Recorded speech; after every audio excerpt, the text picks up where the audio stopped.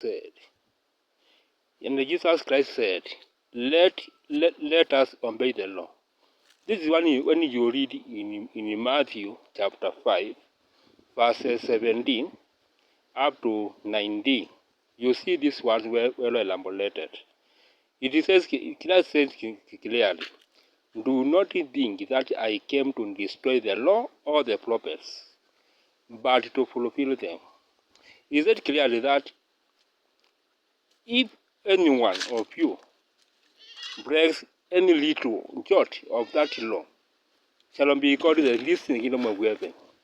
And they also said that if you any law or commandment or any little title of the law shall not when pass away unless all of them have been satisfied and be fulfilled. And some people say Christ came to destroy the law. The law is everlasting. If you keep the law or not, doesn't mean the law is not there. For example, when you are moving along the traffic road, you can decide either to obey the traffic rules or not. If you obey the traffic rules, you will reach your destination very well. You will never get accident in the way.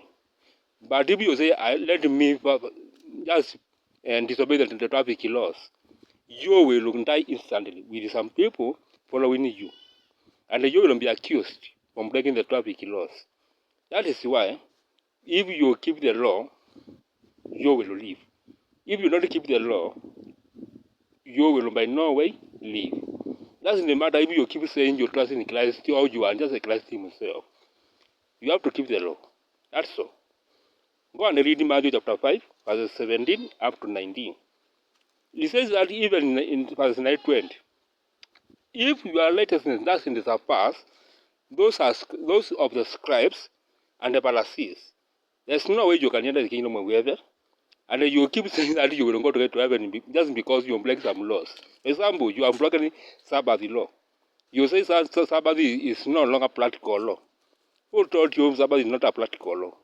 You also say that you cannot come out of sexual immorality because sexual immorality gives you posterity. That is, you can see the future. But just understand this: any law you break, you will face the consequence. For example, today we say that the earth is burning up because we have devoured the planet Earth, and the planet Earth has become indwellable. That is, we cannot indwell in planet Earth because it is permitting us. Why? Because we break law anyhow. For example, when somebody breaks law, we tell them terrible people, terrible, because they are breaking the law. But we don't see the consequence of the lawbreakers.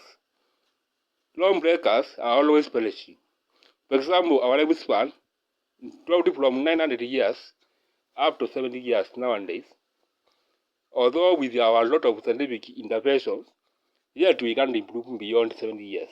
We just live average between 68 up to 75 years, somewhere there. That is how we live in planet Earth. When do you live such a short night time? From 900 years up to 70 years. That's a very big drop. It's like 900% drop from our normal life. And our life shouldn't be everlasting also.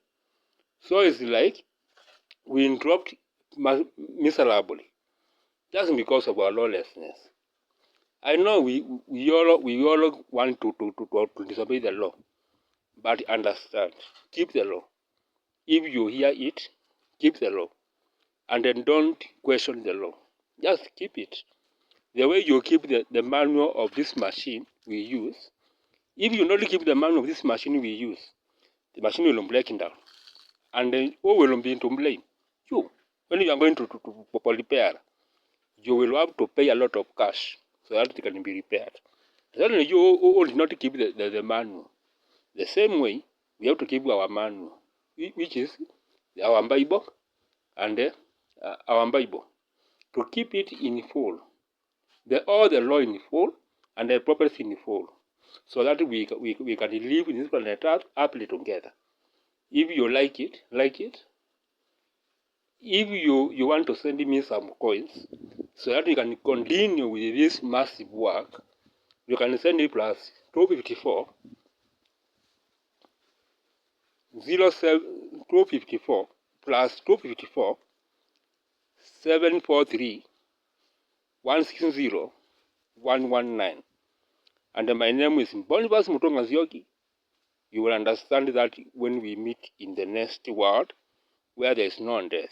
Just understand that one. Where there is no death, no engine, and no pain. That's where we are going, all of us. Just understand. And we are moving together as a unit, moving ahead of that. Thank you.